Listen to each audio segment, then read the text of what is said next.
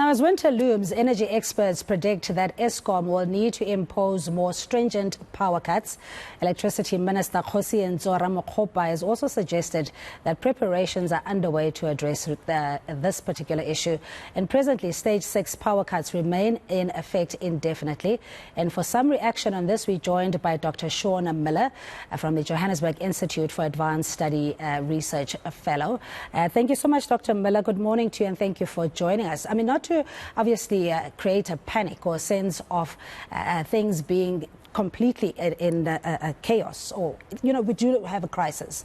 But in your view, do you think that the more stringent power cuts are imminent? Thanks for having me, Cindy. Well, for a start, I think I would say that the government might be quite pleased that you're talking about stage 16 and stage 10 in this kind of way.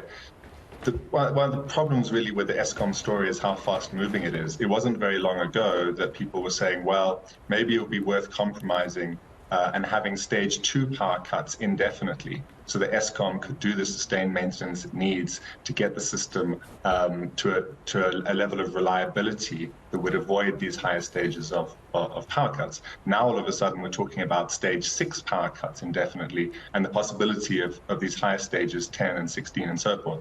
I have seen some forecasts along those lines. I'm not aware of official forecasts that Eskom has put out saying that this is definitely going to happen. But obviously, given the plans that the plans are being prepared, and given some of the remarks of the new electricity minister, it isn't looking very rosy for the winter period. Certainly, it seems like the existing higher stages are quite likely, and one certainly has to hope that it's not going to go beyond that. I noted your viewers' poll, and I would say that there's no doubt that stage 16 will be dramatically worse than stage 6, and that just really follows from the logic of load shedding, which is that each stage represents a gap between demand and supply. So stage 16 is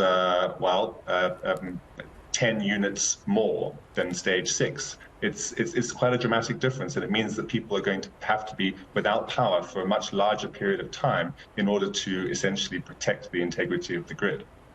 And just looking at the electricity minister, Dr Kgosientsho Ramokgopa, his appointment must have been, you know, a relief, at least initially, where we had thought there is a plan in place and there is an end in sight for load shedding. Was this a big letdown for you, at least for since his term in office? No, I was skeptical from the outset. I actually made a presentation to Parliament with a co-author of mine on issues around state-owned enterprises in South Africa, and we have a very unwieldy structure, which has been in place for a long time, where you'll have a minister, you'll have a board, you'll have an executive, you'll have another policy-making department. So, for example, Eskom falls under public enterprises. The Ministry of Energy makes policy and oversees other issues related to minerals and so forth. And then, so you have all these different reporting lines, you have duplication and so forth. And now you're bringing in another minister who doesn't have legislative powers to try and deal also with disagreements between the environmental minister and the energy minister. Meanwhile, you've got the regulator, which is trying to do its job, but by doing its job is kind of undermining other aspects of the policy. So it's kind of been a bit of a mess. And I was never convinced that appointing another minister was going to resolve that. It remains to be seen. And, you know, I think the minister has been grilled on that issue in terms of his powers. And his response has been to say, well, if cabinet accepts what I propose, then effectively that is the same as me having powers. And I think that's a reasonable response to make. But it remains to be seen what kind of initiatives Cabinet's going to endorse. I think the one disappointment and the slightly strange thing is that shortly after the minister was appointed and did some rounds of the power stations, that we saw a significant reduction in load shedding. And that gave the sense that perhaps there was some room for optimism, and that barely lasted a couple of weeks. And now the situation seems to be worsening. So I think that's disappointing. And one wonders really whether that was just a political stunt or just a piece of good luck. But it's important to step back from these kind of these short-term things and look at the bigger picture. And the bigger picture is that right now, government hasn't committed to bringing new power online very soon. There's still bickering about this car power ships deal. There's concerns about environmental issues and corruption. But there's also interests in the renewable sector who want to block generation coming from other sources. It's quite complicated. Sorry to interrupt you, Dr. Muller. We're running out of time, but I just quickly want to pick your brain. I'm not sure if you follow the Commander-in-Chief of the Economic Freedom Fighters, who was on social media saying perhaps we should consider bringing back the erstwhile CEO and COO of Eskom back to bring the lights, or rather to stabilize the situation. Your view?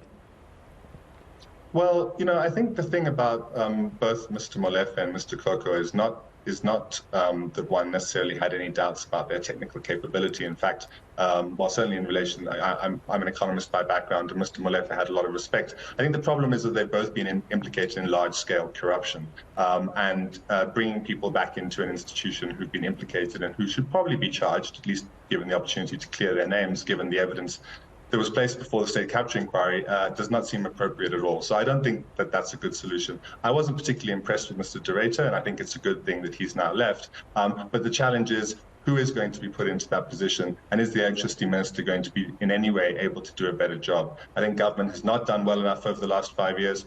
President Ramaphosa may have been poorly advised, but ultimately he has to take responsibility for appointing bad advisors, appointing people who were also captured by other vested interests unrelated to those that Mr. Molefe and Mr. Koko may have been captured by. And this is really the fundamental problem, is that there's a whole lot of vested interests basically fighting over the spoils of additional generation from Eskom and existing contracts and so forth. And what's being lost is the public interest and basically keeping the lights on for South African citizens.